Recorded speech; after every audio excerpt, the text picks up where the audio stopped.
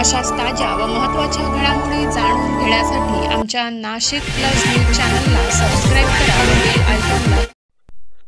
मालेगाव येथे मराठी भाषा दिनानिमित्त आयोजित वक्तृत्व स्पर्धेत लिटिल एंजल्स स्कूलचा इयत्ता 7वीचा विद्यार्थी चिरंजीव मितांश पंकज लोथे याने अप्रतिम भाषण करून आयोजकांचे व उपस्थितांचे लक्ष वेधून घेतले. त्या अप्रतिम भाषणानंतर चिरंजीव मितांशचे कौतुक फक्त तालुक्यात नाही तर जिल्ह्यातून देखील बघायला मिळत आहे व चिरंजीव मितांशला पुढील वाटचालीसाठी असंख्य नागरिकांकडून शुभेच्छा व अभिनंदनचा वर्षाव होताना दिसून आला. सर्व श्रोते व माझे सर्व बालमित्रांनो, आज मी मितांश लोथे इयत्ता 7वीतून एका खूप महत्त्वाच्या विषयावर आपले मत मांडणार आहे. मराठी माझी मातृभाषा आणि तिचा अभिजात दर्जा. संत ज्ञानेश्वर महाराज मराठी भाषेचे कौतुक करताना म्हणतात की माझ्या मराठीचे बोलू कौतुके, परी अमृतातेही पैजा जिंके, ऐसी अक्षरे रसिया मिळवे. अमृताहुनी गोड असलेली मराठी ही आपल्या महान अशा महाराष्ट्राची मातृभाषा आहे. आपल्याला आईसारखी जवळची आणि प्रिय असलेल्या मराठी भाषेचा आम्हाला अभिमान आहे.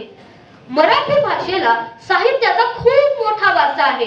संतांनी लिहिलेले ग्रंथ, विचारवंत आणि लेखकांनी लिहिलेले कथा, कादंबऱ्या, पुस्तके व काव्यसंग्रहे हे सर्व मराठी भाषेचे अलंकार आहेत. पूर्वकाळ संतांची परंपरा मराठी भाषेला लाभली आहे. संत तुकाराम, संत एकनाथ, संत ज्ञानेश्वर, संत नामदेव याबरोबरच संत जनाबाई, बहिणाबाई, मीराबाई यांच्या रचना ओवी मराठीमध्ये अजरामर आहेत. 27 फेब्रुवारी हा मराठी गौरव दिन म्हणून साजरा करतात. 2011च्या जनगणनेनुसार मराठी भाषिकांची एकूण लोकसंख्या सुमारे 14 कोटी होती. ज्यांची मातृभाषा मराठी आहे त्या लोकांच्या लोकसंख्येनुसार मराठी भाषा ही जगात 10व्या क्रमांकावर व भारतात 3ऱ्या क्रमांकावर आहे. जननी जन्मभूमी यासोबत माणसाला प्रिय असते त्याची जन्मभाषा म्हणजेच मातृभाषा. माझी मायबोली माझी मराठी.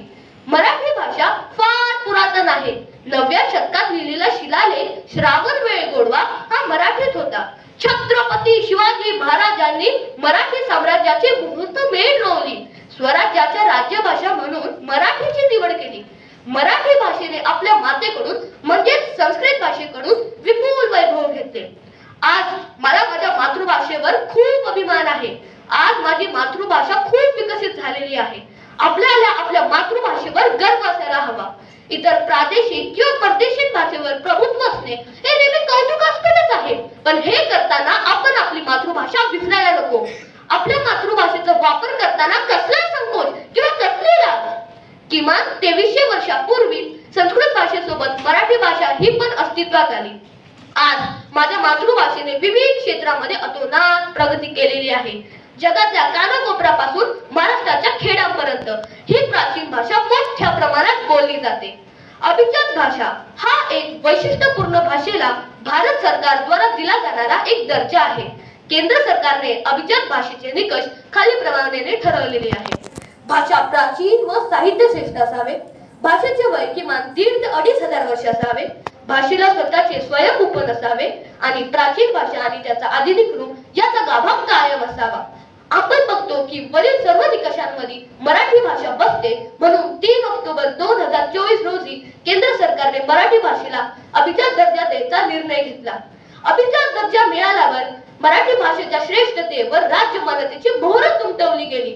अशी अभिजात माझी मराठी या भाषेचा मला अभिमान आहे आणि आपण सगळ्यांनी हा अभिमान